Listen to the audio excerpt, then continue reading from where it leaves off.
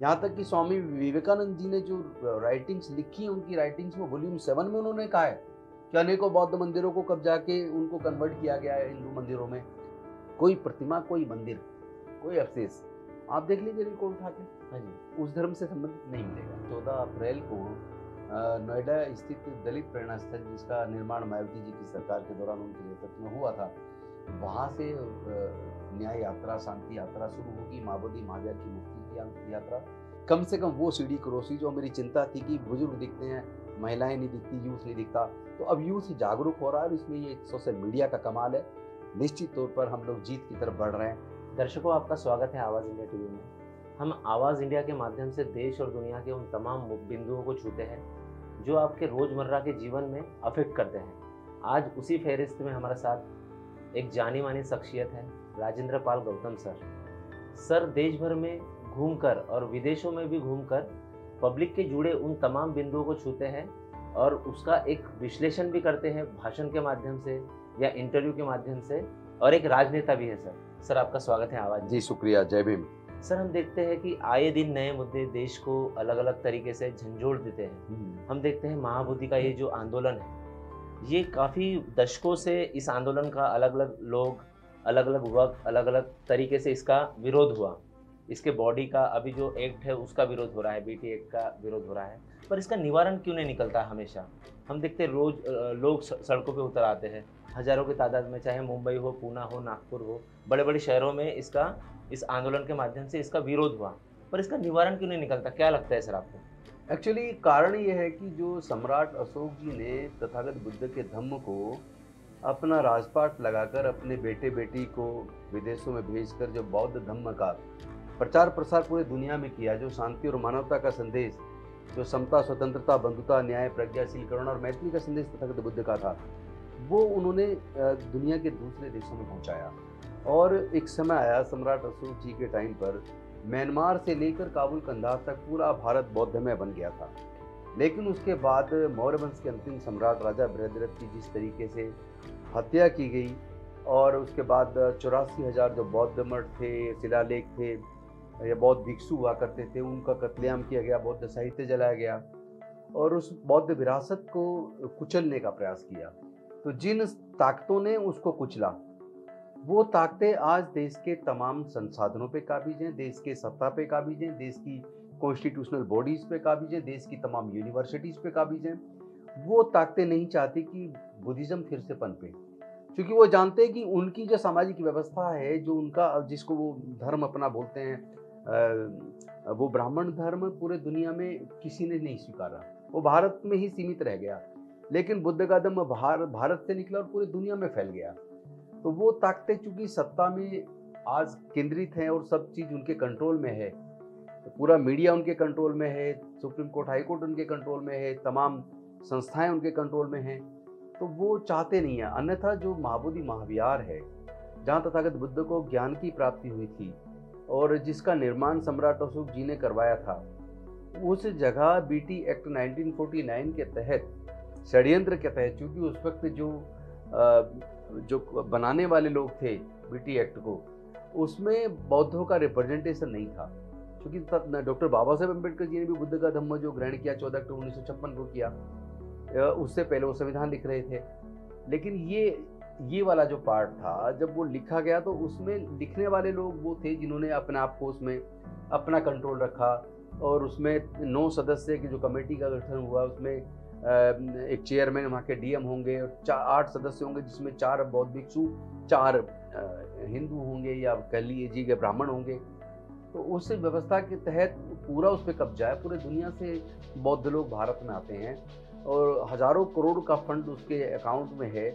लेकिन वो management committee को जो बौद्ध धर्म के प्रचार प्रसार पे वो पैसा खर्च करना चाहिए, उसके लिए शिक्षण संस्थाएं खोलनी चाहिए, पाली के ऊपर काम करना चाहिए, या रिसर्च, बुद्धिज़्म पे रिसर्च पे जो काम होना चाहिए था, या जो बौद्ध विरासतों के निर्माण पर, उनके आगे बढ़ाने पर, उनके प्रचार पर जो काम होना चाहिए था, या जो पूरी दुनिया से बौद्ध लोग बौद्ध के आते हैं उनके लिए आश्रय केंद्र बनने चाहिए, सराय बननी चाहिए थी, धर्मशाला बननी चाहिए थी, शिक्षण संस्थान बनने चाहिए थे, तो वो ना हो, इसीलिए वो उस पर कब्जा बरकरार रखना चाहते हैं। क्योंकि अगर बीटी एक्ट को अमेंड कर दिया और हाँ जी। महाबोधि टेम्पल को पूरी तरह बौद्धों को सौंप दिया, तो फिर बुद्धिज़्म पे बहुत तेज़ी से प्रचार प्रसार का काम होगा। बौद्ध विरासत को खोज के निकाला जाएगा, उसपे रिसर्च वर्क शुरू होगा, उसपे लेखन शुरू होगा, उसका साहित्य आगे बढ़ेगा। इस बात को वो अच्छे से जानते हैं, इसलिए बीटी एक्ट 1949 को वो तब्दील नहीं करना चाहते। 1992 में जो आंदोलन चला था, हाँ भंते जी। सुरई ससे जी के नेतृत्व में लगभग 1.5 साल चला। हाँ जी। काफ़ी हद तक वो सफलता की तरफ बढ़ रहा था, लेकिन उस वक़्त झूठा आश्वासन देकर बनते सुरई ससे जी को अल्पसंख्यक आयोग में मेंबर बना दिया, बाकी कुछ भिक्षुओं को उसमें मैनेजमेंट कमेटी में रख दिया और आश्वासन दिया कि एक्ट को बदलेंगे। वो एक साजिश थी और एक्ट को उन्होंने नहीं सर आप बदला। एक थिंकर भी हैं। आप देखते हैं चीज़ों को समझाते हैं लोगों को काफ़ी आसान भाषा में। हम देखते हैं कि सर अगर से ये गलत हो रहा है, तो जो गया के नागरिक हैं जो एससी, एसटी, ओबीसी वहाँ पे काफ़ी संख्या में रहते हैं या फिर बिहार के स्पेशल जो लोग हैं, जो बिहार स्टेट गवर्नमेंट के नागरिक हैं, भारत के नागरिक हैं, वो इन चीज़ों में उसका यानी मोबिलाइज़ क्यों नहीं हो पाते हैं? उनको अगर से लगता है ये चीज़ें गलत है, कहीं न कहीं आपको लगता है संगठनों की खामियाँ रह गई कि लोगों को समझाने के लिए और मूवमेंट का हिस्सा नहीं बन पाते हैं। आ अगर से आप कोई चीज़ इसको गलत हो रही है तो गलत बोलने के आप लिए। इसको इस दृष्टि से देख सकते हैं कि बुद्धिज़्म का जो रिवाइवल डॉक्टर बाबा साहेब अम्बेडकर जी ने किया, वो महाराष्ट्र से शुरू हुआ। हाँ जी। उसके बाद धीरे-धीरे वो मध्य प्रदेश, गुजरात, राजस्थान, उत्तर प्रदेश, बाकी राज्यों में पहुँचा। आज ये एक मतलब अजीब स्थिति है कि जिस बिहार से बुद्ध का धम्म निकला, वहाँ बुद्धिज़्म का रिवाइवल बहुत लेट शुरू हुआ। लेकिन अब बहुत तेज़ी से बुद्धिज़्म बिहार में बढ़ रहा है और आने वाले समय में बिहार से ही क्रांति की शुरुआत होगी, मैं आपको बता दूँ। ओके। और महाबोधि टेम्पल की जो मुक्ति का आंदोलन है, वो बिहार में बहुत बड़ा होने वाला है भविष्य में। अच्छा। और ये बीटी एक्ट तो निश्चित तौर पे रिपील होगा ही होगा, इसको तो रद्द करना ही पड़ेगा। सरकार के पास कोई दूसरा चारा नहीं रहेगा। अन्यथा अभी तक लड़ाई केवल महाबोधि टेम्पल की मुक्ति की है। हुँ। अभी तो ये भी सच सामने आ चुका है कि अनेकों बौद्ध मंदिरों को कब्जा के उनको कन्वर्ट किया गया है ब्राह्मण मंदिरों में। जैसे कि? जैसे आप देखें कि जो मिस्टर जायसवाल थे, एक इतिहासकार, वो जब भारत में इंग्लैंड से आए, जो इतिहासकार हिस्टोरियन है। हाँ, तो उन्होंने खुद कहा था कि अनेकों बौद्ध मंदिरों को कब्जा के उनको कन्वर्ट किया गया है। यहाँ तक कि स्वामी विवेकानंद जी ने जो राइटिंग्स लिखी हैं, उनकी राइटिंग्स में वॉल्यूम 7 में उन्होंने कहा है कि अनेकों बौद्ध मंदिरों को कब्जा के उनको कन्वर्ट किया गया है हिंदू मंदिरों में। और साथ ही साथ उन्होंने तो ये भी कहा कि जो जगन्नाथपुरी का मंदिर है, वो भी बुद्ध का मंदिर है।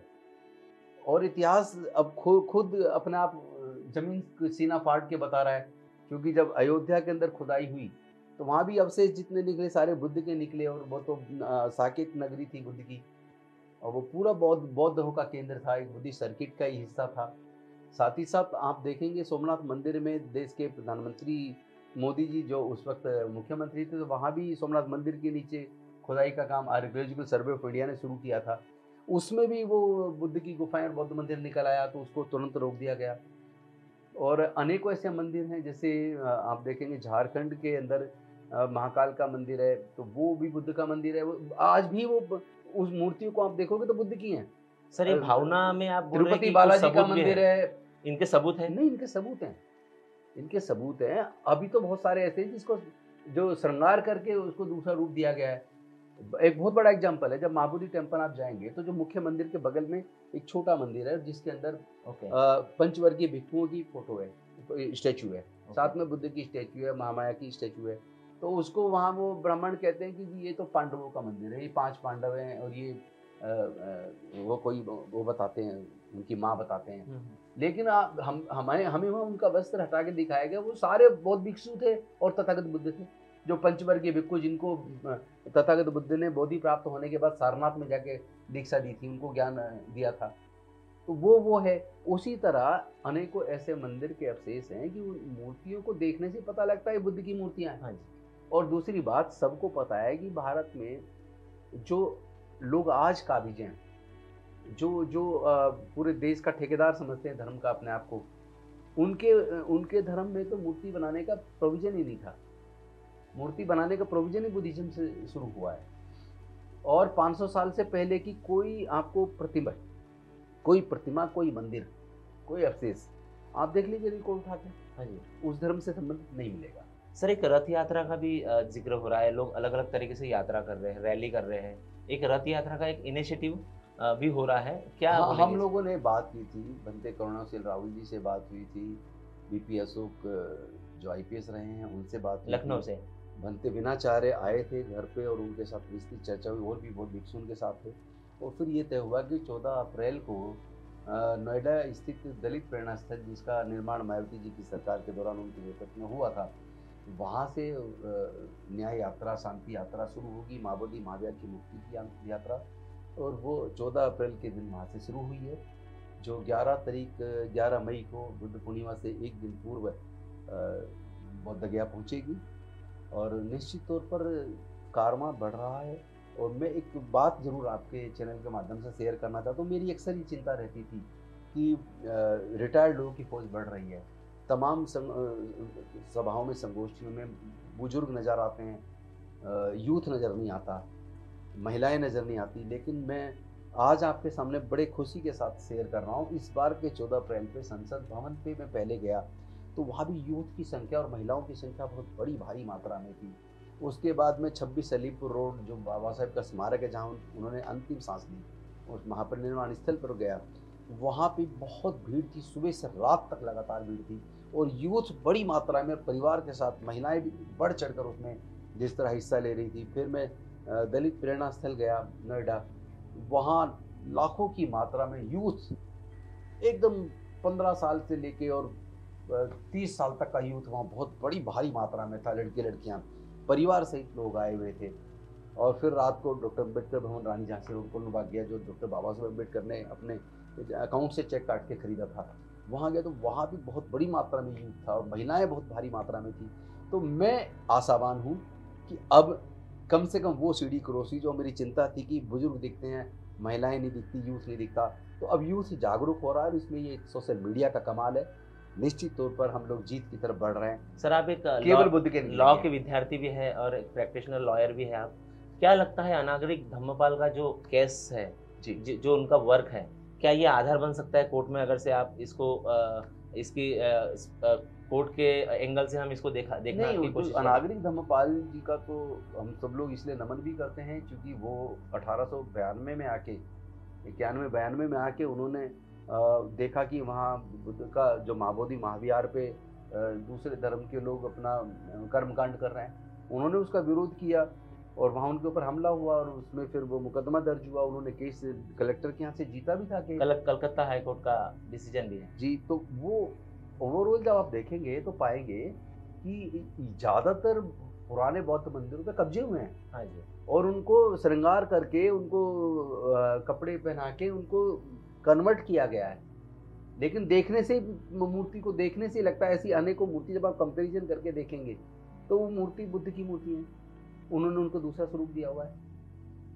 वैसे भी राजा रवि वर्मा भारत के पहले ऐसे चित्रकार हैं जिन्होंने पहली बार प्रिंटिंग प्रेस लगाई, जिन्होंने पहली बार हाथ से मूर्तियां बनाई पेपर पे। हाँ जी। और वो फिर बाद में कैलेंडर में छपी और घर घर में वो मूर्तियां बन गई। हाँ जी।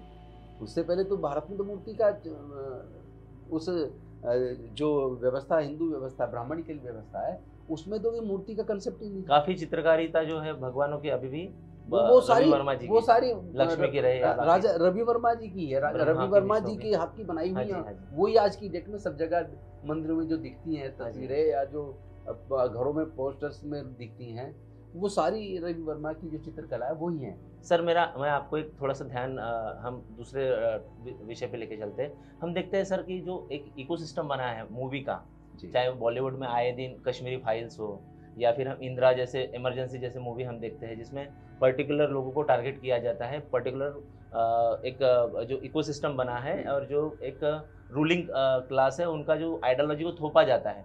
उसी फेर इसमें हम देखते हैं कि एक मूवी महाराष्ट्र में जो अभी काफ़ी उसका विरोध हो रहा है, कुछ संगठनों ने विरोध किया, महात्मा फुले जी के जीवन पर आधारित वो मूवी है। इसके ऊपर आप क्या सोचते हैं सर, क्या कारण है, क्या कौन सी शक्तियाँ है जो आप क्या देखें, क्या पहने, क्या खाए, उसके ऊपर आपको कंट्रोल किया जा रहा है? एक्चुअली जो राष्ट्रपिता महामानव ज्योतिबा फुले हैं, उन्होंने गुलामगिरी लिखी और गुलामगिरी के माध्यम से भारत के उस इतिहास को, उस अनकहे इतिहास को, जिसमें देवासुर संग्राम है, जिसमें आर्य अनार्यों के बीच के युद्ध की चर्चा है, जिसमें इस बात की भी चर्चा है किस तरह अनार्य राजा बलि को छल कपट से उनकी हत्या की गई, या किस प्रकार हिरण्यकश्यप की छल कपट से हत्या की गई, किस तरह भारत के मूल निवासियों का सब कुछ छीन के और भारत पे कब्जा किया गया, किस तरह भारत की महिलाओं को पढ़ाई से वंचित रखा, किस तरह उनको पति के साथ ही मरने पे मजबूर किया जाता था डेथ के बाद, या उनके साथ उनके पति के मरने के बाद उनके घर के पुरुष उनके साथ बलात्कार करते थे, और वो जब प्रेग्नेंट हो जाती थी तो उन्हें आत्महत्या के लिए मजबूर करते थे। और किस प्रकार फिर महिलाओं के लिए पहला स्कूल सावित्रीबाई फूले ने, उस्मान शेख जो मित्र थे ज्योतिबा फूले जी की, उनकी मदद से और उनकी बहन को साथ में लेते हुए, फातिमा शेख जी को लेते हुए, सावित्रीबाई फूले जी ने 1 जनवरी 1848 को पहला महिलाओं के लिए पहला स्कूल भारत में खोला, और 15 मई 1848 को दलितों के लिए पहला स्कूल खोला। और किस तरह जब वो स्कूल पे जाया करती थी तो उनके ऊपर हमले होते थे, कीचड़ फेंकी जाती थी, वो एक साड़ी रख के ले जाती थी, किस तरह उनको धमकी दी गई मारने की, यहाँ तक कि उनकी हत्या का प्रयास किया गया।